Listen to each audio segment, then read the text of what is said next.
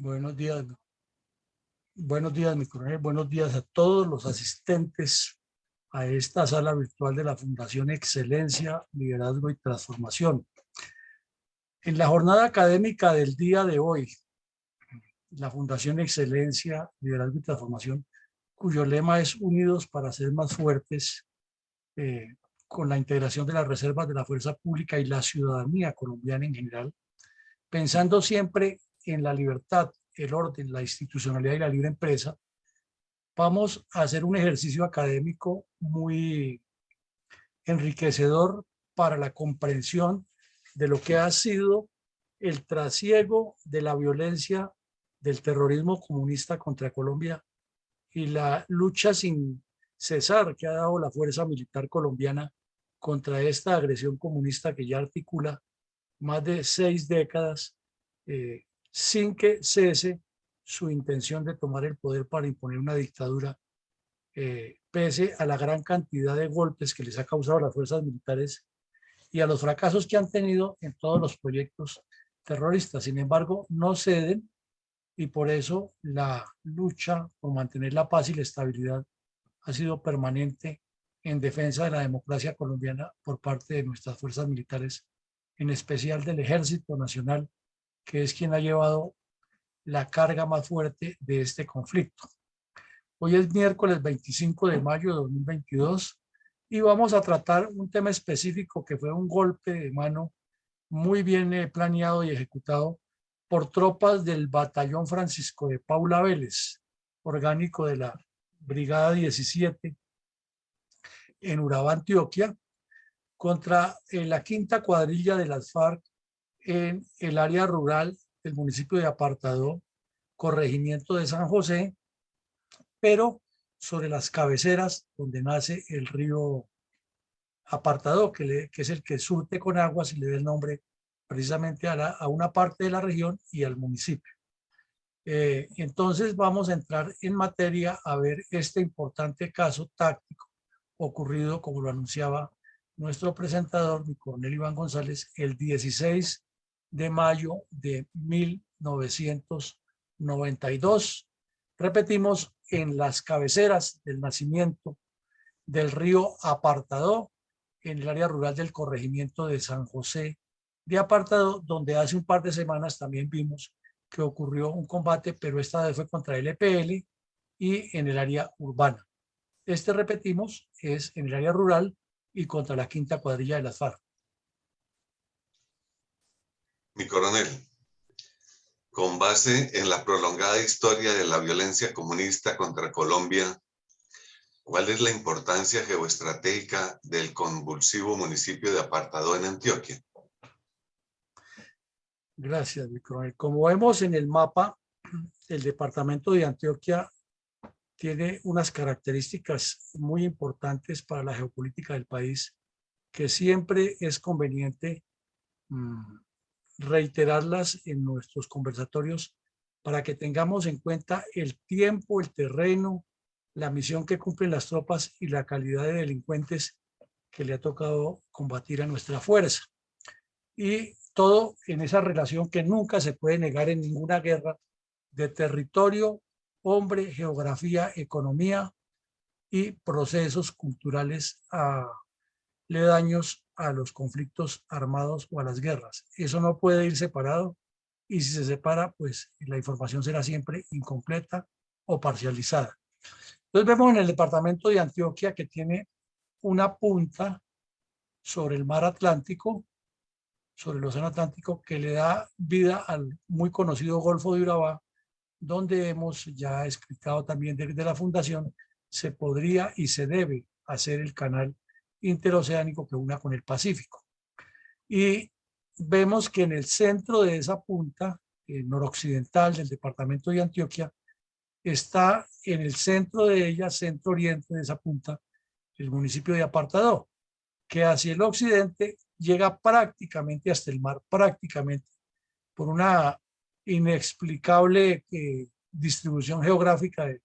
lo que ha ocurrido en Colombia. Tiene un espacio, un corredor del municipio de Turbo, que es el más grande de la zona de Urabá, en el cual no le permite a Apartadó tener mar. lo cual es un poco ilógico porque debería ser que Apartado tuviera mar acá y que Turbo estuviera dividido en dos partes y no fuera sino un municipio al norte y otro municipio al sur. Pero es la distribución geográfica que hay y con eso se ha venido desarrollando todos estos procesos. Por su ubicación geográfica, al oriente de una vez va a la serranía de Avive y sale al sistema cordillerano del occidente del departamento de Córdoba, donde también hemos estudiado que han ocurrido una serie de eventos delictivos, sobre todo al occidente y al sur del departamento, con las serranías de Avive, Ayapel, San Jerónimo y la formación cordillerana que luego conduce más hacia el oriente, Antioquia y posteriormente al sur de Bolívar y Santander. Entonces, la ubicación geoestratégica del municipio de Apartado es muy importante. Está construido, como lo vemos aquí, a la orilla del río y tiene la mayoría de sus calles, como desafortunadamente ocurre en Colombia, sin pavimentar, construido de una manera más o menos regular por la configuración del terreno, pero no con un plan de ordenamiento territorial. Igual que todos los municipios colombianos, se ha deforestado y por ser una zona tan cercana al tapón del Darién y de la selva chocuana, es muy lluviosa, es un clima tropical y con la producción que hay en la parte bananera y en el tráfico de inmigrantes y el contrabando y la posterior ubicación del narcotráfico, se ha convertido en un epicentro de un movimiento comercial lícito e ilícito y en un sitio de transhumancia muy grande, ya que muchos de los moradores no son ni siquiera originarios de la región, sino han sido personas que han llegado en busca de fortuna o huyendo de unas violencias para meterse en otras. Un municipio complejo, una zona muy compleja, de dificultades de larga data para Colombia, que infortunadamente desde los años 60, recién creado el MOEC, los comunistas armados y desarmados vieron esa zona como un espacio ideal, como un corazón geopolítico para comenzar a desarrollar los procesos guerrilleros, y allí se ha desarrollado enfrentamientos entre ellos, tiranteses, nacimiento de grupos armados ilegales, mal llamados paramilitares, multiplicación de los controles de los sindicatos, tráfico de personas, tráfico de narcóticos, dineros o tráfico de dinero proveniente de un montón de procesos oscuros, tráfico de especies naturales, contrabando. Mejor dicho, todos los males se han concentrado en esa región porque la topografía y la ubicación geográfica lo permite, sumado a que no ha habido una política clara de fronteras y a que las autoridades panameñas tampoco han sido la maravilla en la identidad con Colombia para combatir todos los delitos bifronterizos y transfronterizos. Mi coronel, ¿cuáles son las características geopolíticas del área rural del municipio de Apartado, en donde ocurrió el enfrentamiento de las tropas del batallón Francisco de Paula Vélez y los bandoleros de la cuadrilla quinta de las FARC en mayo del 92? Bueno, mi coronel, entonces vemos, primero para terminar de ubicarnos en este esquema geopolítico que estamos hablando, es que la zona de Urabá tiene dos sectores, la zona del Urabá chocuano y el Urabá antioqueño, que conforman un solo Urabá. Y entonces estos hechos ocurren en el Urabá antioqueño, que es al norte. Y tenemos aquí que el municipio de Apartado, como lo relatábamos, tiene un límite occidental y noroccidental muy grande, con el municipio de Turbo, que tiene una figura rarísima y ha sido un municipio lleno de conflictividad social, en especial por la industria bananera, por la infiltración de los sindicatos bananeros por parte del EPL y las FARC, e inclusive el ELN estuvo intentándolo y tuvo problemas. Al sur tiene límites con el municipio de Carepa, y más al sur, aunque no limita, pero son muy relacionados, está el municipio de Chigorodó. Y es muy histórico porque, o muy relacionado porque tanto el aeropuerto de Chigorodó como el de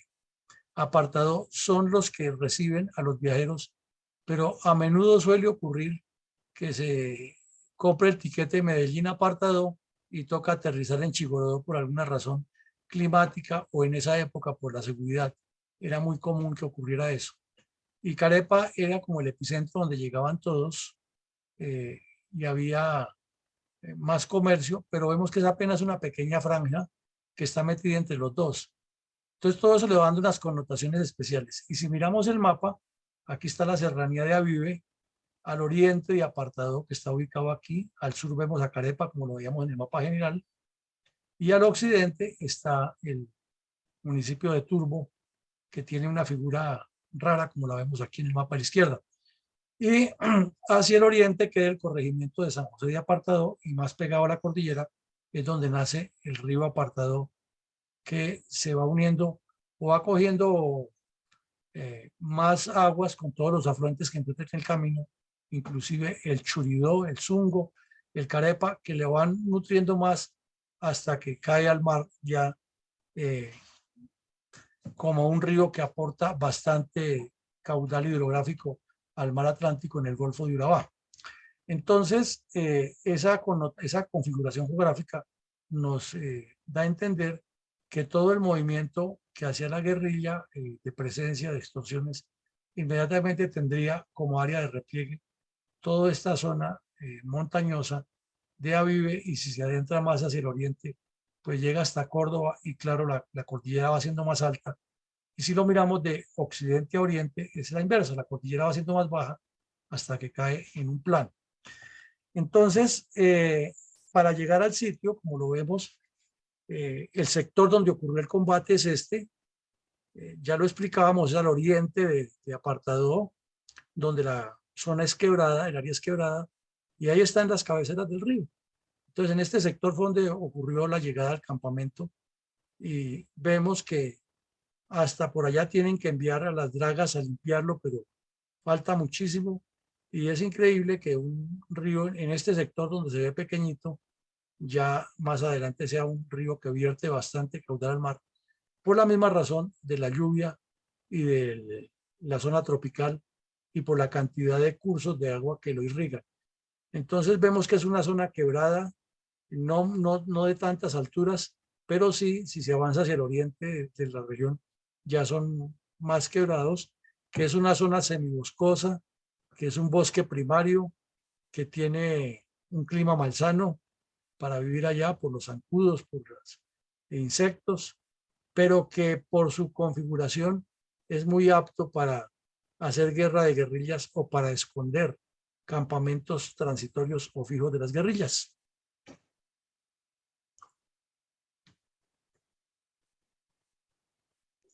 Mi coronel, para mayo de 1992, cuando ocurrieron los hechos, Colombia vivía una situación muy intensa de violencia narcoinsurgente, la cuestionada gobernabilidad del presidente César Gaviria, la violencia que mediante continuos actos terroristas de la coordinadora guerrillera exigía una reforma de la recién aprobada Constitución, y también la presión narcoterrorista de Pablo Escobar y el cartel de Cali en las principales capitales.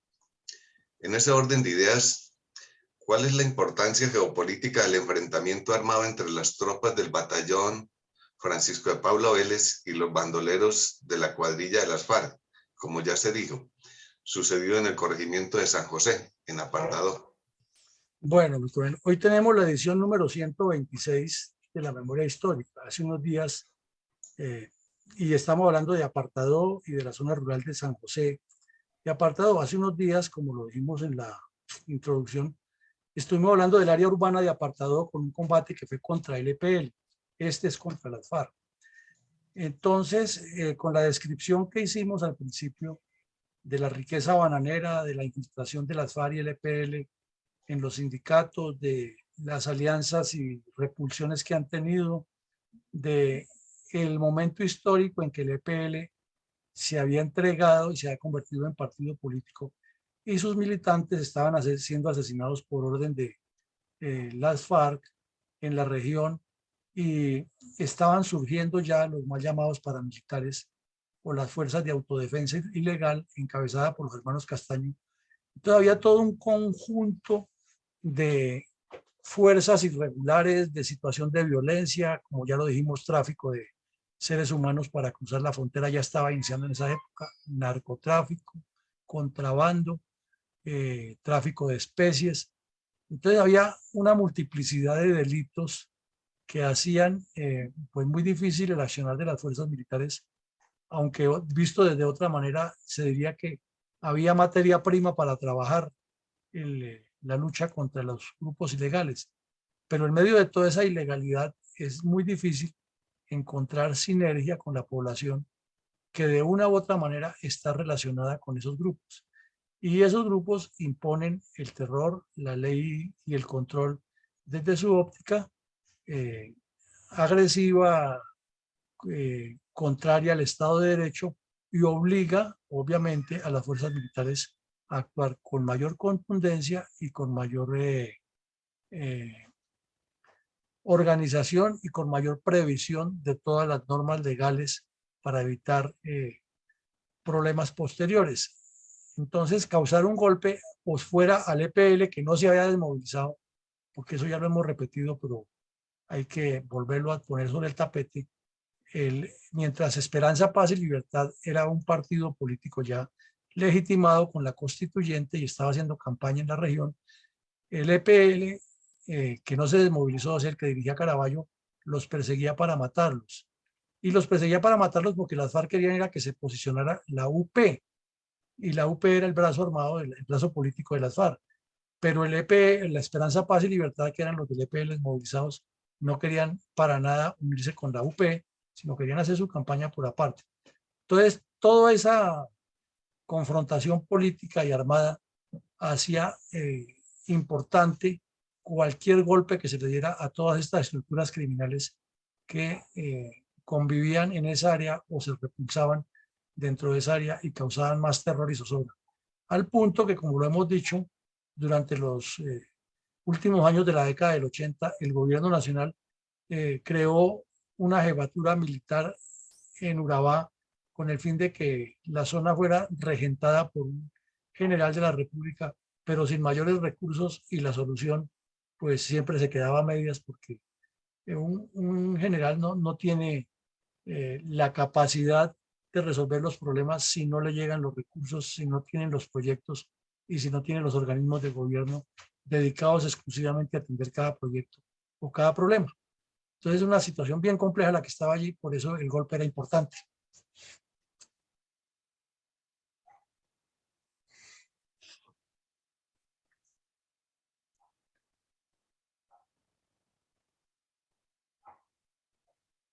Coronel González. Mi coronel, ¿cuál era la situación de las guerrillas en general de las FARC en Urabá para ese mes de mayo del 92? Bueno, entonces tenemos que para ese mes el bloque occidental de las FARC,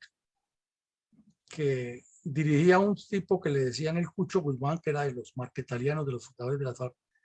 quería aprovechar la desmovilización del EPL para que la UP se adueñara del control de toda la zona de Urabá. Esa pelea no es nueva y la vimos al comienzo de nuestros programas de la memoria histórica, cuando el Partido Comunista Colombiano se dividió en varios de sus bloques, de sus líneas que ha tenido. Y una de esas pues, fue la línea maoísta, es decir, la que seguía la línea china. Y esa línea china creó primero el MOVEC y luego el EPL. Y el EPL viajó a Urabá a crear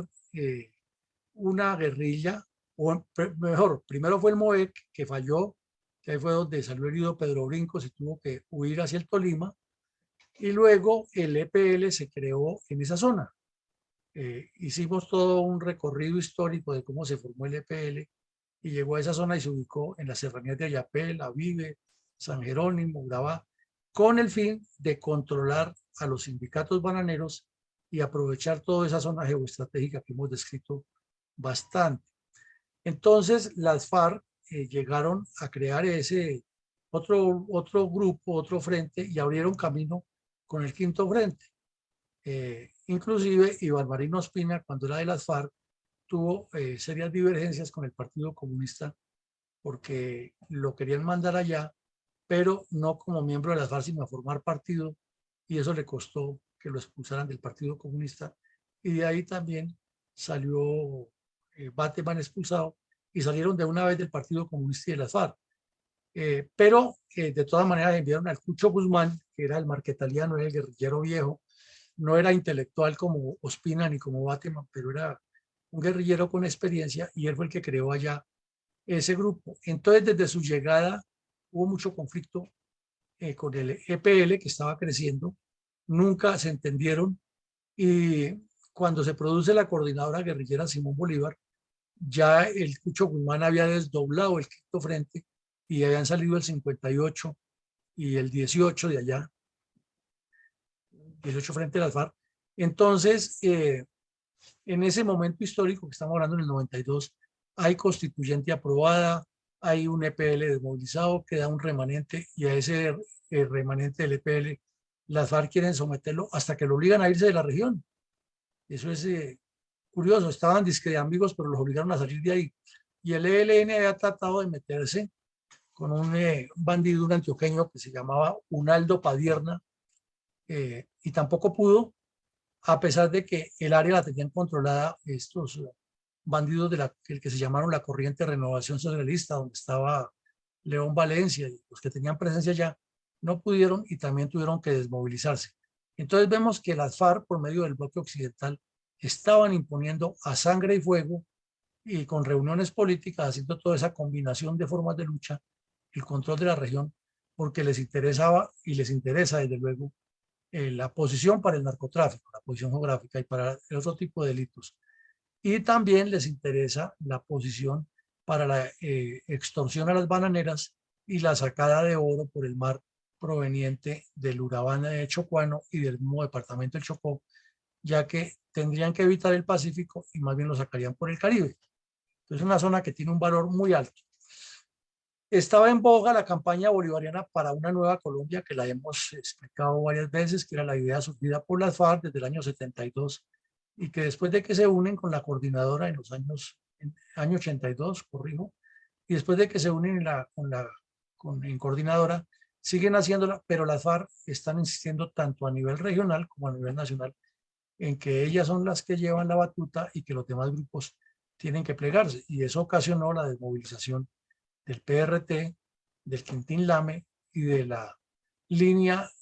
marxista-leninista EPL, que se había unido con el ELN formando la Unión Camilista. Entonces vemos que hay una complejidad aquí, pero la campaña bolivariana en cabeza de las FARC está activa,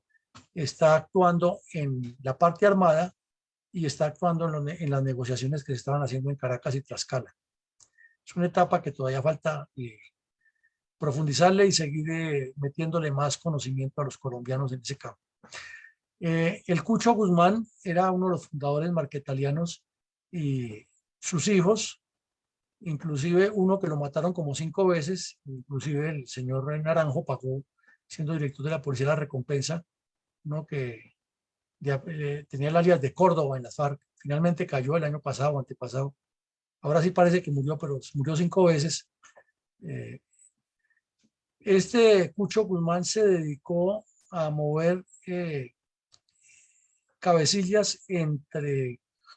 el Urabá y Casa Verde y la zona de El Pato, la Uribe y los Llanos de Yarí, a las retaguardias estratégicas, donde hacían cursos y regresaban instruidos por nacionales e internacionales en temas de guerra revolucionaria, y la multiplicaban dentro de la región. Por eso el quinto frente creció tanto, se desdobló, llegó a ocupar todas esas zonas y se extendió hacia Chocó, hacia el mismo Urabá en todo su contexto, y hacia el departamento de Córdoba, inclusive avanzó hacia el noroccidente de Antioquia, llegó al Bajo Cauca, hizo contacto con las guerrillas que estaban formando allí, y de ahí se extendió hasta el sur de Bolívar. Este tipo, el Cucho Guzmán, casi no es nombrado en las FARC, pero fue uno de los miembros del secretariado hasta el final de sus días, desde que las FARC crearon el primer secretariado en el año 66. Él siempre estuvo ahí, más o menos 30 años estuvo de miembro del secretariado. No era tan nombrado porque no era visible, no era, como decía el Mono Jojoy, no era fantoche, pero fue un delincuente que le trabajó muchísimo a la construcción del proceso revolucionario, campesino neto, pero con una audacia igual a la de Tiro Fijo y con una disciplina total por el Partido Comunista y por las FARC. También se veía que la intención en ese momento era la proyección sobre fronteras con Panamá y los mares. Recordemos que para la época las FARC ya tenían unos contactos grandes en Venezuela y trazaron su primer documento que apareció en los computadores de Raúl Reyes y es público,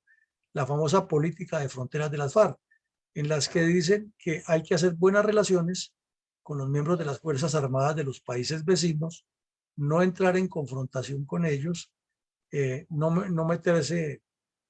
en temas que los provoquen y más bien buscar que sean aliados para que les ayuden a conseguir armas, les permitan el tráfico de actividades ilegales y no los capturen, así haya circulares rojas internacionales. Entonces Panamá, que es un país sin fuerzas militares, con una corrupción alta y con un movimiento muy fuerte de divisas legales e ilegales en la capital y en el puerto de Colón y en toda la zona económica de Panamá, pues era el sitio ideal. Amén, que ya el M-19 tuvo contactos con el dictador Torrijos, con el dictador Noriega, con algunos funcionarios y que los capos del cartel de las drogas se movían por Panamá como Pedro por su casa. Entonces, para las FARC significaba otra gallina de los huevos de oro que podían matar. Había ya en ese momento unos vínculos y unas disputas como ha habido siempre entre las FARC y los narcos. Y esta vez era con los de Chocó y Córdoba. Y por la ubicación geoestratégica de Urabá, entendemos lo importante que era para las FARC y sigue siendo toda la región de Urabá con la salida al mar para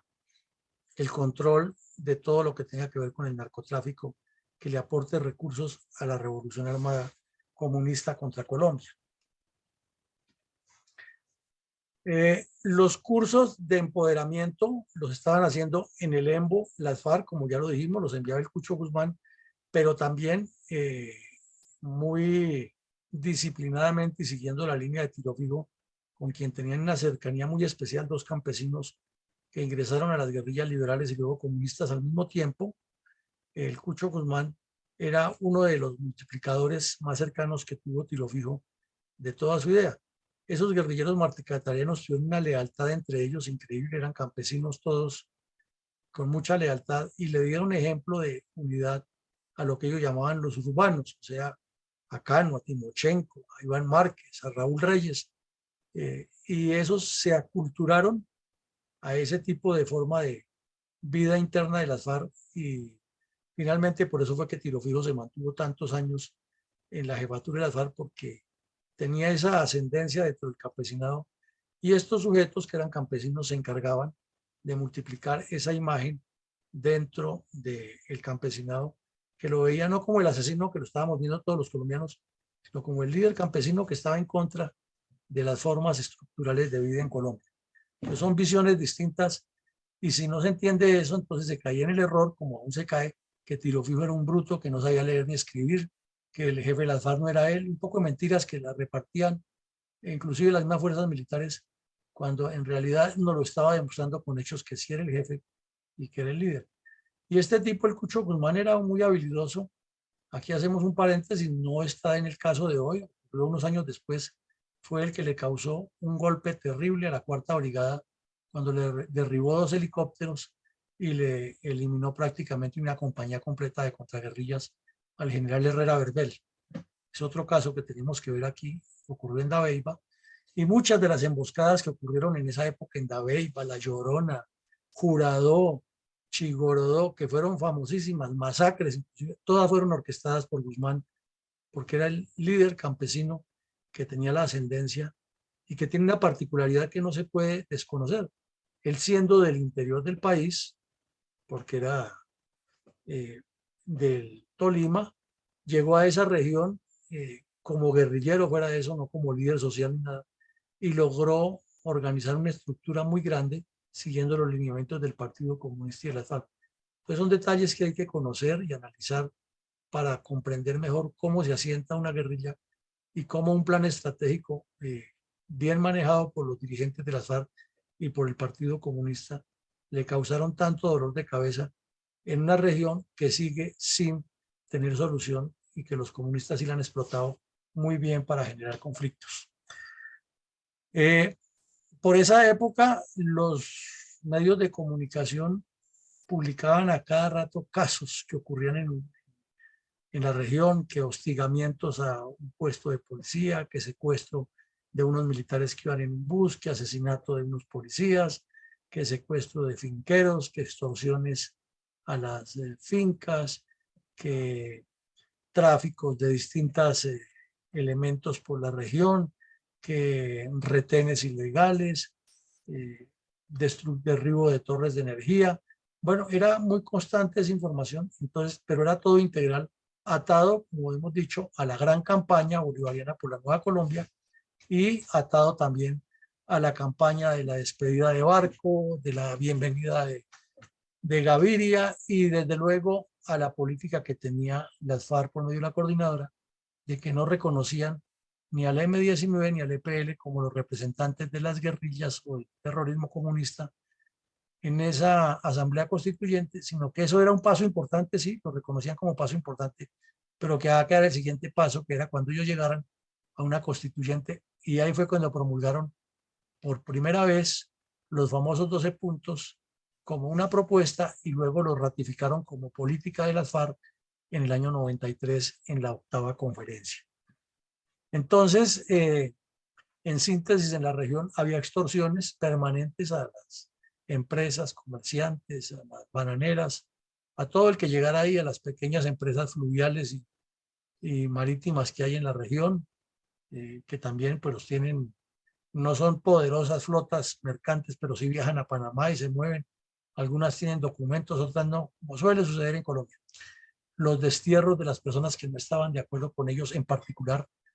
los desmovilizados del EPL, a los que no mataban, desterraban. El narcotráfico fue creciendo y el uso de minas quiebrapatas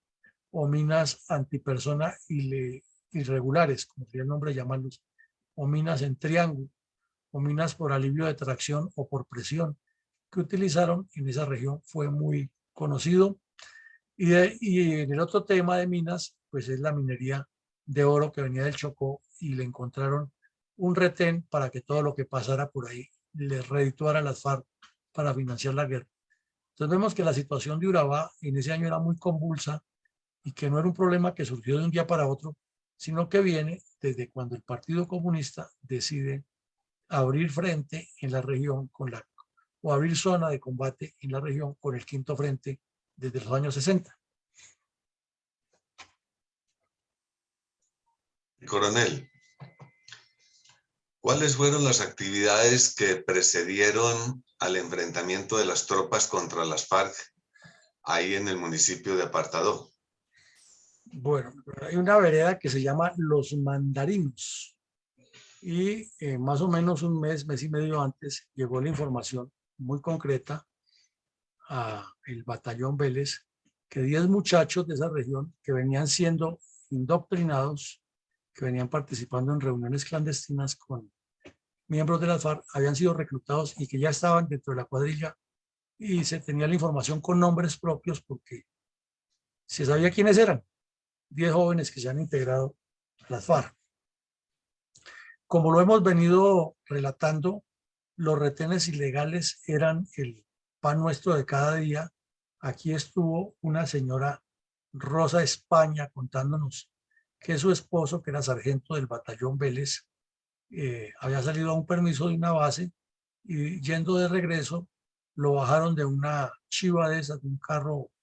de transporte público, y desde 1992 la señora lleva pidiéndole a las FARC que le cuenten qué hicieron con el esposo y nunca le han dado razón. Y ella inclusive nos contó aquí que tiene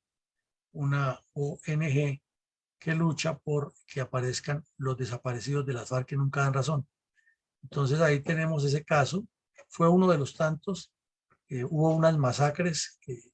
eran muy comunes porque buscaban dentro de los retenes que hacían de manera ilegal o de las visitas sorpresa que le hacían las FARC a las bananeras, era que todos los que habían militado en el EPL o todos los que han tenido alguna relación con el EPL o hayan sido miembros del EPL, los sacaban y los asesinaban. Aquí vimos un caso en que secuestraron a 5 para asesinarlos y fue el EPL y le secuestró a otros 5 a los del Partido Comunista, y luego en el enfrentamiento entre ellos murieron varios de los guerrilleros, y los que se han desmovilizado entonces utilizaron armas para defenderse y finalmente tuvieron que unirse a las autodefensas de Carlos Castaño porque no les quedó otro camino. Es una consecuencia de eso. Hubo para esa época uno de los tantos ataques terroristas, porque es que hablar de Jurado, que es otro municipio que queda ahí en la zona, no es de hablar de un atentado o dos, allá es uno de los tantos atentados terroristas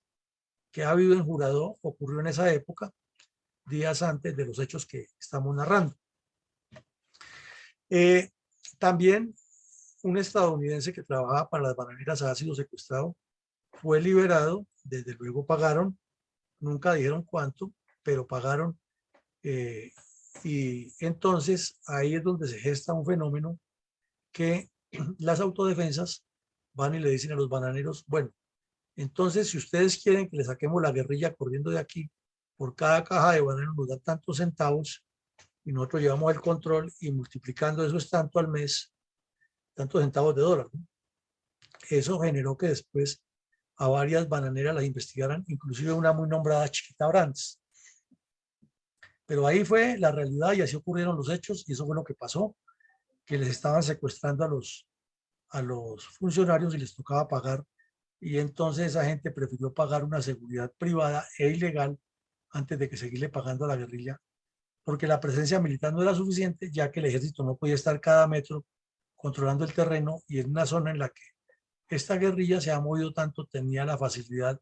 de entrar por los cultivos de plátano, por las carreteras internas, usando vehículos de las bananeras, bueno, como fuera se movían con mucha facilidad y conocían además la zona al detalle de los contactos, y por eso se generaron todas esas dificultades. Entonces, ante tanta información y tanta presión, pues se tomó la decisión de infiltrar 2 pelotones de infantería del batallón a las cabeceras del río, donde se tenía la información que han llevado a los 10 jóvenes para entrenarlos y donde se tenía la información que había estado secuestrado el estadounidense y que había algún campamento importante por ahí. Y como vimos en las fotos cercanas a las cabeceras, el sitio se presta para eso, se presta para eso. Entonces, esos fueron como los antecedentes próximos a esta operación. Mi coronel, ¿cómo se desarrollaron los hechos del enfrentamiento de ese día 16 de mayo en Apartadó? Bueno, Apartadó estaba muy controlado por las guerrillas, en ese tiempo no había teléfonos celulares, pero sí, por ser una zona plana y con ventaja de tener repetidor en la parte cordillerana para los bandidos, les facilitaba mucho la comunicación por esos radios handy, que además eran comerciales. Entonces, cada vez que salían tropas al pueblo, pues los milicianos era rápido que se pasaban la voz por los radios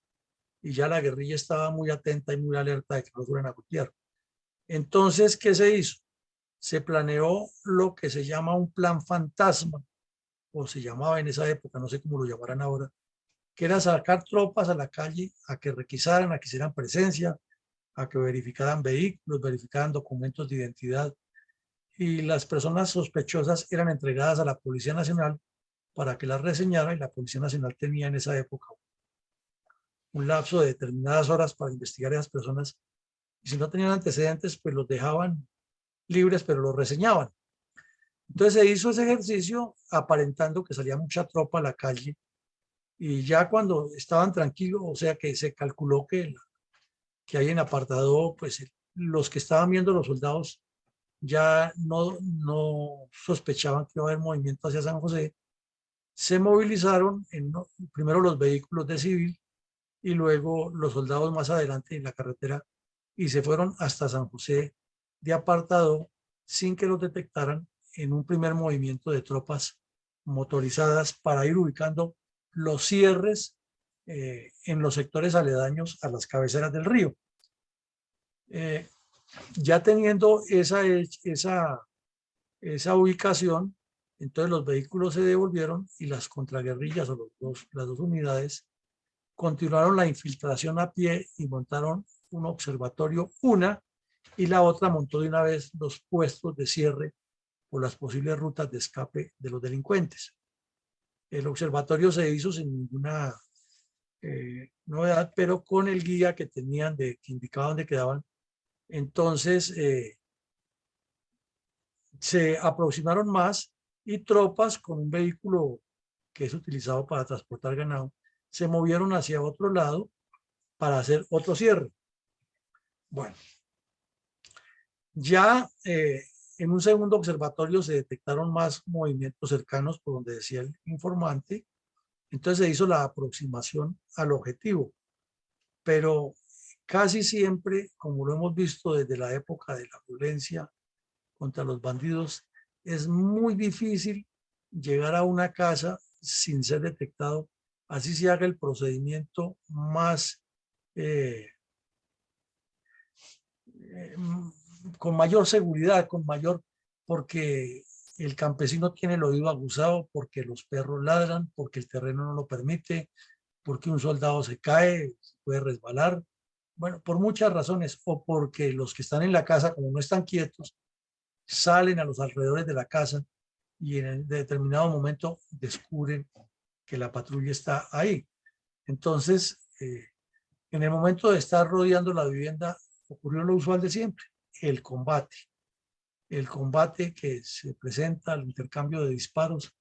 Y ocurrió un caso parecido como a otros que hemos visto en estos días. En el combate no murió sino uno solo. Los otros escaparon por la cañada, por las cañadas, por la zona aledaña. Pero afortunadamente, como hemos visto, el movimiento tanto de las tropas que han ingresado en el vehículo ganadero, los que han ingresado a pie y habían montado cierres, los golpearon, así cayó Pedro Brincos, lo vimos hace ya unos meses, así cayeron otros bandidos, es más o menos reiterativo y es como la lógica, ¿no? Porque el hecho de que estén en una casa no quiere decir que estén amarrados ni que los tipos no tengan previstas zonas de escape y generalmente es una baja en la vivienda y otras bajas durante la persecución y la emboscada en que caen. Así vimos muchos casos y ha sido la constante. Después ya vinieron las operaciones aeroterrestres que tienen una dimensión distinta y sin embargo pasa lo mismo. En el momento del bombardeo y el desembarco de tropas mueren algunos, pero otros caen en los cierres.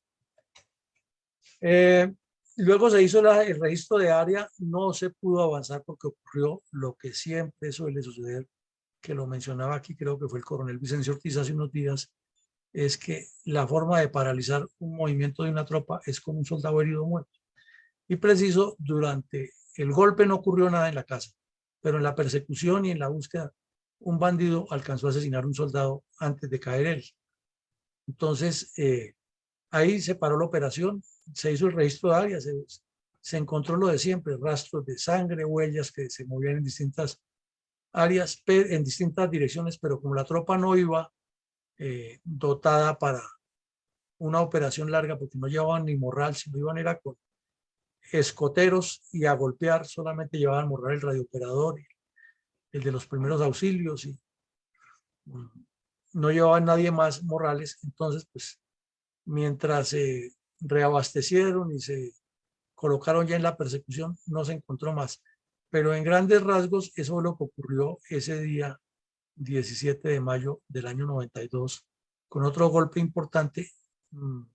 contra las FARC que estaban asesinando a los desmovilizados del EPL y que estaban extorsionando a los ganaderos, a los bananeros, a los comerciantes y estaban imponiendo una serie de economías ilegales y un control territorial bastante intenso contra la población en Urabá. Mi coronel, ¿cuáles son los resultados militares del enfrentamiento entre las tropas del batallón Vélez y los bandoleros de las FARC?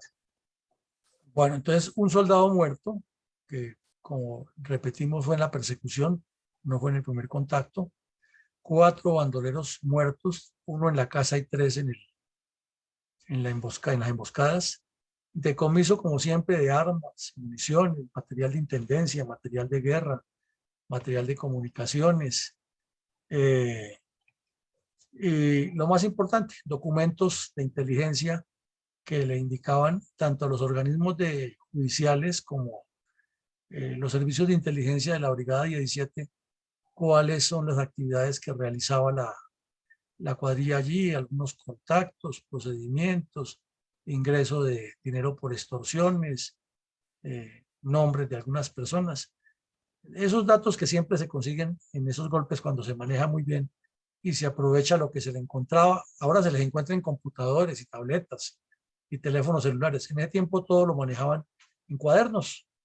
rayados, cuadernos cuadriculados y llenos a lapicero, que eran muy buenos pues, para encontrarles información porque todo lo escribían. Las guerrillas usualmente acostumbran a escribir todo y entonces ahí decía, casos por decir algo, eh, tal día reunión en la vereda tal, habló el presidente de la acción comunal, habló no sé quién. Entonces, cuando llamaba a esas personas y comenzaban a negar que no han tenido nexos con la guerrilla, se les mostraba el cuadro, tal día se reunieron aquí y usted dijo esto, y entonces la persona tenía que ablandar y contar lo que había pasado por lo que estaba pasando, porque había pruebas muy contundentes. Entonces, claro, ahora con los computadores se consigue más información, pero eso era muy valioso en esa época. Entonces, esos fueron los resultados, mi coronel. Mi coronel, ¿cuáles son las consecuencias que se derivaron de este enfrentamiento que se ha narrado? Bueno, de las tantas, mi coronel, porque usted sabe que una operación de estas deja muchas consecuencias y con el paso del tiempo la historia es así.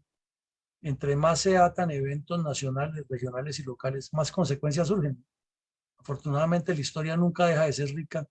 y por eso es tan valiosa conocerla y estudiarla, porque cada vez que se profundiza más, se encuentran más detalles. Siempre, siempre, la historia es así. Por algo será la madre de las ciencias sociales. Entonces, fue, como lo hemos dicho ya, un duro golpe, durísimo golpe para la coordinadora bolivariana, para la campaña bolivariana de la Nueva Colombia. Entonces aquí hacemos nuevamente el paréntesis, que ya lo hemos hecho varias veces, es que siempre se ha dicho que las fuerzas militares ni eran capaces de derrotar la guerrilla, ni la guerrilla tomarse el poder. Pero nadie de esos sesudos analistas como el doctor Pizarro, que es el sabelotodo, el hermano de los Pizarro, o de esos del Instituto IEPRI de la Universidad Nacional, han dicho otra realidad, y es que si no fuera por toda esta seguidilla de golpes, que no siempre fueron exitosos, pero sí en su mayoría fueron exitosos, que las fuerzas militares, en especial el ejército, le causó la guerrilla, pues estos tipos hubieran tomado el poder. Pero vemos que un golpe como este, que pasa desapercibido, como veíamos el de ayer también en Santander, que pasan desapercibidos para la opinión pública y que simplemente lo mencionan como que fueron muertos 3 guerrilleros, o 4, o 2, o 5, o 20, o los que sean. Y la declaración siempre de un comandante que dice que está cumpliendo con la seguridad y que gracias a la información de la población y que las fuerzas militares estarán ahí para respaldar a la ciudadanía y a la empresa. Más o menos es el entorno de lo que sucede siempre. O aparece un ministro hablador como Molano que dice que presidió un consejo de seguridad, que multiplicó el pie de fuerza y que los líderes están en Venezuela y no cambia su discurso. Pero en el fondo, aquí lo que vemos es que este golpe, sumado uno con otro, fue lo que evitó que la coordinadora guerrillera hubiera impuesto una nueva constituyente, porque a eso apuntaban los diálogos en Tlaxcala. Entonces, toda esta cantidad de golpes, las divergencias internas que ellos tuvieron, y el para ellos infortunado y para el país totalmente desafortunado secuestro y asesinato del doctor Argelino Durán Quintero fue lo que salvó a Colombia, porque como lo hemos relacionado ya, el señor Chávez tenía todo un montaje con ellos para darles estatus de beligerancia, embajada en Venezuela, y las FARC pasaban a ser un ejército que luchaba contra otro ejército con el apoyo de Venezuela. Mejor dicho, Chávez planeaba declararle la guerra a Colombia. Ese era su objetivo en el golpe de Estado. Y declarando una guerra, pues se quedaba en el poder porque el país se le iba a unir. Un pensamiento parecido al de Putin en cierta manera. Aquí internamente el gobierno de César Gaviria andaba pensando en premios Nobel, secretarías de la ONU, secretaría de la OEA, y todos esos yuppies que ha llevado al poder eran los que estaban transformando el país y desconocían completamente tanto a quienes les habían antecedido, que había mucho corrupto entre ellos, y, y a la experiencia, y sobre todo las fuerzas militares para ellos eran como un mal necesario. Entonces, no era necesaria la fuerza militar y era mejor negociar con los bandidos y quedaban como los transformadores de la historia, cambiaron la constitución. Era la novedad, mejor dicho, lo nuevo que llegaba al mundo. Entonces, esa debilidad presidencial eh, agravada con toda la presión que le ejercía Pablo Escobar desde la cárcel de la Catedral, hacía que alguien tenía que tomar decisiones, riesgos grandes como de esta operación y combatir a los bandidos, o si no, la debilidad presidencial y el entorno que había hubieran terminado en ese quinquenio de la deshonra que fue entre el 87 y el 92 en entregarle el país a los narcotraficantes y a las FARC, que bueno, en el fondo son lo mismo. Hubo una experiencia exitosa también de los grupos cazarretenes en varias partes del país y con las infiltraciones, como ya lo hemos visto, con grupos estilo cazarretenes, por eso lo mencionamos ahí, que fue una modalidad que adquirió mucha identidad durante esa época. También se corroboró por otra fuente, por otro hecho, por otro lado, no aislado, sino hilado, de que era necesario robustecer la inteligencia militar y las operaciones psicológicas. Entonces no era solamente la idea del general Bedoya en la primera división, en la segunda división, Bucaramanga y quinta brigada, sino que era en todo el país lo que estaba demostrando. Porque allá en Urabá, como la guerrilla usaba tanto los radios Handy, pues el ejército recurrió a la forma más práctica, a colocar un radio de alto poder con unas antenas muy altas o unos radios, y ahí se escuchaban las conversaciones de los bandidos también y de los milicianos. Hubo un conocimiento del área base de la estructura de las FARC en la zona. También hubo una motivación para atacar en otras partes del país a la coordinadora guerrillera Simón Bolívar y se produjo la destrucción parcial de una de las cuadrillas de la Gran Cuadrilla, que es el Quinto Frente, sobre todo en una zona que tenemos que resaltar aquí algo importante. El EPL se desmoviliza, quedan unos pocos del EPL que comienzan a perseguir a los de Esperanza, Paz y Libertad y quieren apropiarse del corregimiento de San José de Apartado, porque como lo hemos visto a lo largo de todo este tiempo, es un corregimiento muy importante y ahí es donde el cura Giraldo montó su cuento de las comunidades de San José que son perseguidas, porque es que es un emporio para las FARC por su ubicación estratégica, para las guerrillas. Entonces, las FARC lo que estaban haciendo en ese momento era cambiándole la ocupación del antiguo EPL para entregársela a la UP en la parte de control urbano y de control político, y a las FARC, a la quinta cuadrilla, como control estratégico de la región. Entonces, al destruirle esta cuadrilla, pues se les daña todo un proceso, un proyecto. No es simplemente que cayeron los bandidos, sino que todo lo que están organizando se les desarticula.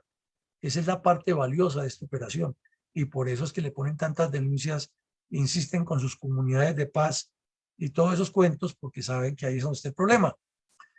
Bueno, y el Mono Jojoy, que acaba de ser nombrado por el secretariado como el cabecilla del bloque oriental y el dueño de las escuelas del EMBO y de toda esa organización clandestina de enviar guerrilleros a todo el país, pues tuvo que multiplicar sus esfuerzos para analizar ese caso, porque es un golpe que les afecta el proyecto y el que lo coordina no puede fallar en ninguno. Entonces esas serían algunas de las consecuencias, porque son muchas más, Jorge González.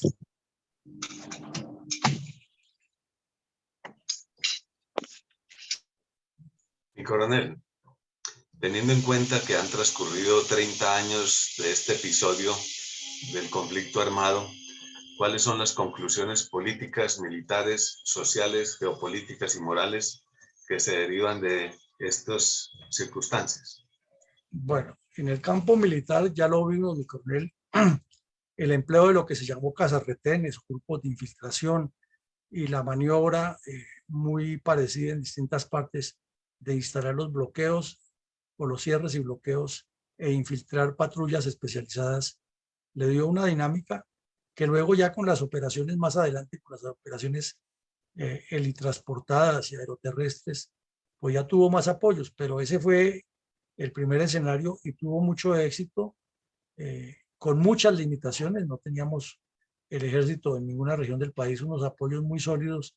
y tocaba recurrir mucho a la iniciativa, a la creatividad y aprovechar los medios locales en la medida de las circunstancias,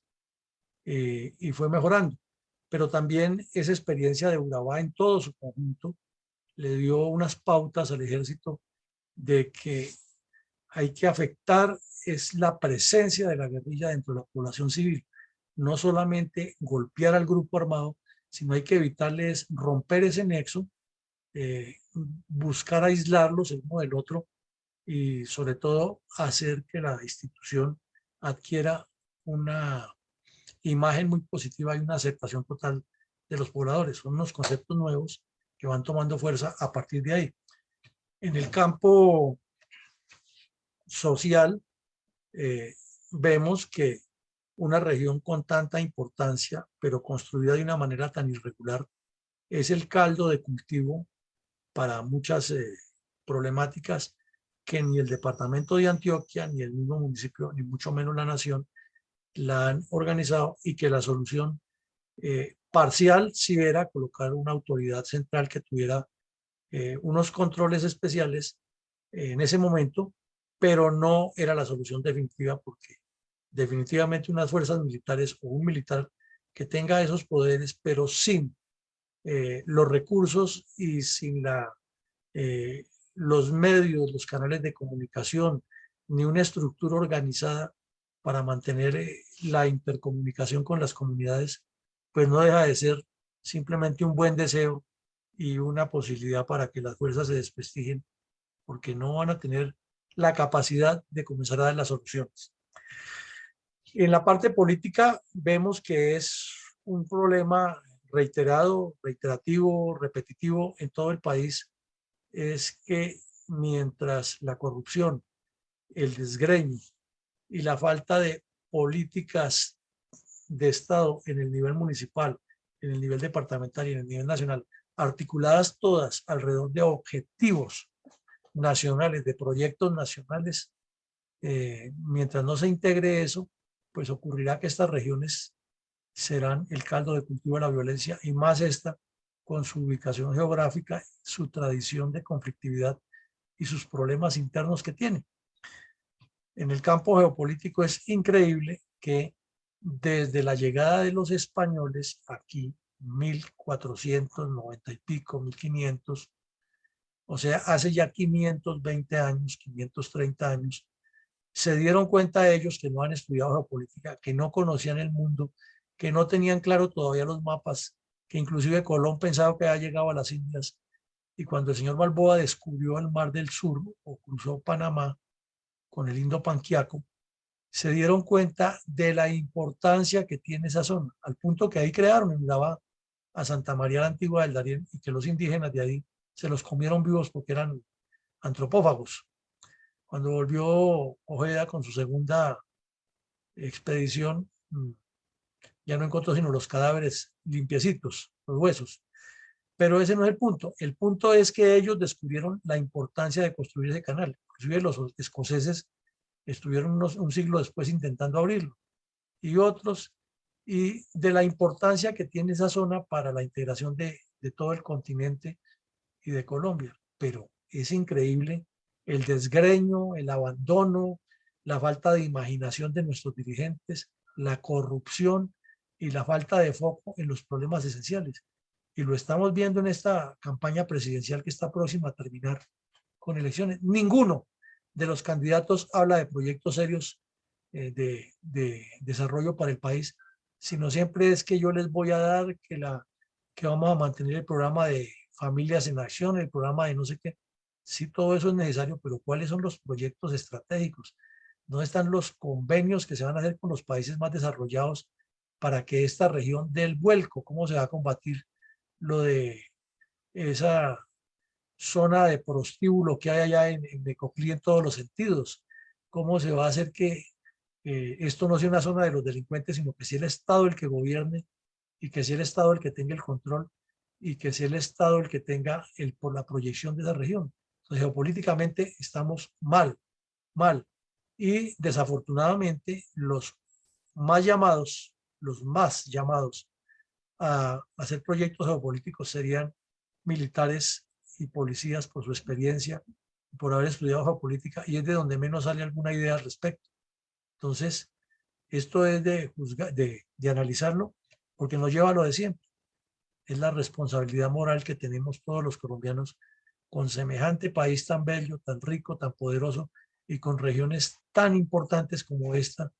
dejadas al garete de la guerrilla, de los bandidos y de la delincuencia. Entonces, con eso, mi coronel González, le doy paso para sus reflexiones, que hoy debe tener muchas.